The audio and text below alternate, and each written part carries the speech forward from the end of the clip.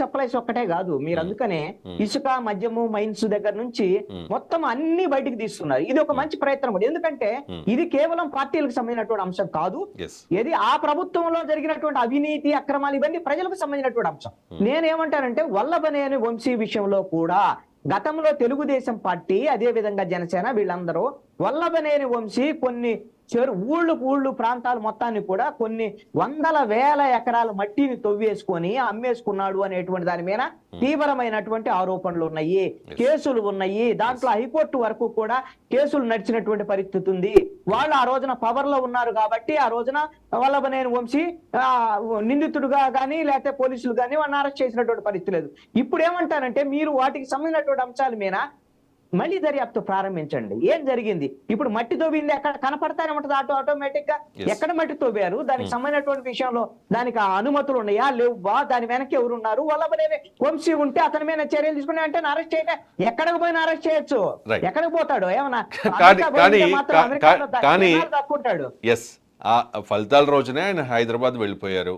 Okay, అప్పుడు government form అవ్వలేదు కాబట్టి యాక్షన్ తీసుకోలేకపోవచ్చు.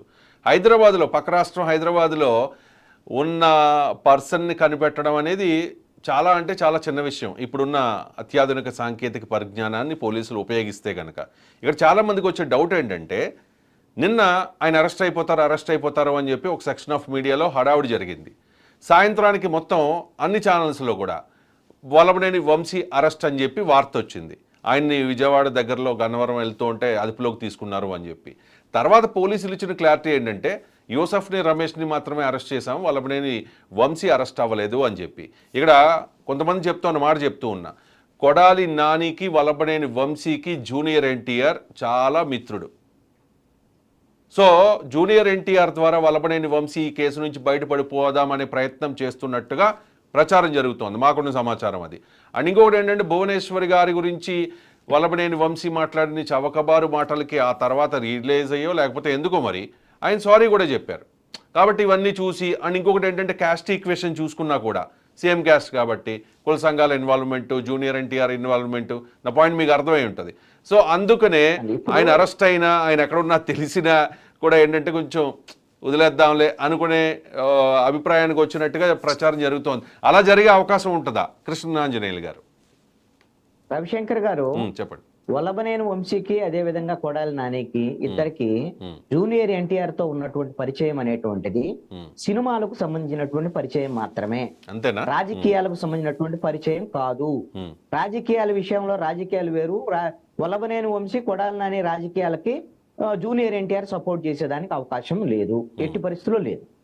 ఇప్పుడు ఇబ్బందులో ఉన్నారు కాబట్టి సహకరించేదానికి అవకాశాలు కూడా ఉండొచ్చు.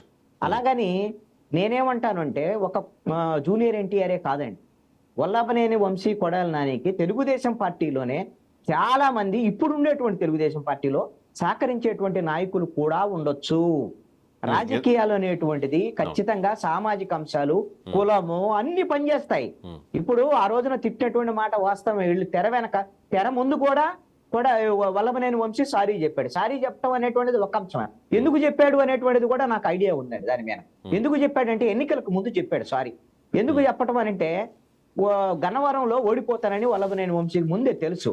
వల్లభనేని వంశీకి ఓట్లకు సంబంధించినటువంటి విషయంలో అక్కడ కామ్మ సామాజిక వర్గానికి సంబంధించినటువంటి వాళ్ళు తీవ్రమైనటువంటి వ్యతిరేకత ఉన్నటువంటి నేపథ్యంలో ఘోరంగా ఓడిపోతాననేటువంటి దాని మీద, అందుకని వాళ్ళని ప్రసన్నం చేసుకోవటం కోసం, ఆ వ్యతిరేకత రాకుండా ఉండటం కోసం జరిగినటువంటి తప్పుకి క్షమాపణ చెప్పినటువంటి. నేనేమంటానంటే, ఇప్పుడు ఈ సామాజిక వర్గానికి సంబంధించినటువంటి వాళ్ళు, తెలుగుదేశం పార్టీలో ఉండేటువంటి వాళ్ళు, కొడాలి నాని అదే విధంగా వల్లభనేని వంశీ విషయంలో తెర వెనక వీళ్ళని బహుశా చంద్రబాబు నాయుడు, లోకేష్ కు సంబంధించినటువంటి వాళ్ళతో తెర వెనక వాళ్ళ క్షమాపణ చెప్పించటమో ఇంకొకటి చేయటమో చేస్తారు. దానికి సంబంధించినటువంటి విషయంలో బహుశా వైఎస్ఆర్ కాంగ్రెస్ పార్టీ ప్రభుత్వ హయాంలో రఘురామకృష్ణరాజుకి ఏ విధంగా అయితే సిఐడిలో తీసుకెళ్లి స్పెషల్ ట్రీట్మెంట్ ఇచ్చినటువంటి పరిస్థితులు ఉన్నాయో, అలాంటి పరిస్థితులు ఇప్పుడు ఉండేటువంటి ప్రభుత్వంలో కొడాలి నానికి, వల్లభనేని వంశీకి జరిగేదానికి అవకాశం లేదు. నాకున్నటువంటి అభిప్రాయాన్ని నేను చెప్తున్నాను. వాళ్ళు ఆ విధంగా ఆ సామాజిక వర్గంలో రెండు ప్రభావితమైనటువంటి వర్గాల్లో దాంట్లో వాళ్ళిద్దరు కూడా ఉన్నారు కాబట్టి వాళ్ళు ఆ విధమైనటువంటి అంశాల మీద తెర వెనక రాజకీయం నడిపేదానికి అవకాశాలు ఉండొచ్చు. రాజకీయాల్లో కూడా ఇప్పుడు గెలిచారు కదా ఆల్రెడీ చంద్రబాబు నాయుడు, లోకేష్, తెలుగుదేశం పార్టీ గెలిచింది కదా. ఇప్పుడు వీళ్ళ కక్ష సాధింపులు ఎవరి మీద ఉంటాయి?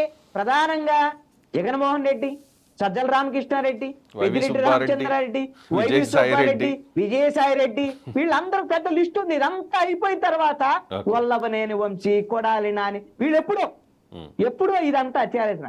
అందుకని మీరన్నా ఇందాక ఒక్క మాటలో తేల్చేశారు. అదేంటి అని అంటే, అసలు వల్లభనేని వంశీ ఎక్కడున్నాడని తెలుసుకోవటం ఆంధ్రప్రదేశ్ పోలీసులకు ఉన్నటువంటి సమర్థత రీత్యా విత్ ఇన్ 1 hour లో తెలుసుకోవచ్చు, పట్టుకోవచ్చు కూడా. అది కష్టమైనటువంటి పని. కానీ అందులో ఈ గవర్నమెంట్ కూడా ఫ్రెండ్లీ గవర్నమెంటే కదా. I mean Revanth Reddy, Chandrababu Naidu. నేను అందుకనే అంత ఈజీగా వాళ్ళని అరెస్ట్ చేసేటువంటి పరిస్థితులను, ఒకవేళ అరెస్ట్ చేసినా అది వల్లభనేని వంశీకి లాభం జరిగేటువంటి అవకాశమే ఉందని అంటానండి. ఎందుకనంటే ఈ పిచ్చి కేసులు అరెస్ట్ అయితే అతను రిమాండ్ కూడా పంపించారు కదా.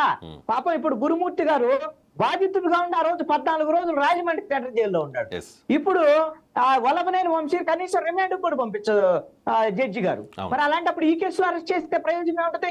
ఈ ఆలోచన కూడా పోలీసులు చేసి ఉండొచ్చాము, ప్రభుత్వం కూడా అలాంటి ఆలోచన చేస్తే చేయొచ్చామని అనుకుంటున్నాను. రైట్ అండి. లోకేష్ రెడ్ బుక్ పదే ఆయన ఎన్నికల ప్రచారంలో కూడా ఇదిగో రెడ్ బుక్, దీనిలో అన్ని ఇంక్లూడ్ చేస్తూ ఉన్నాం అని చెప్పి ఆయన చెప్పారు కదా.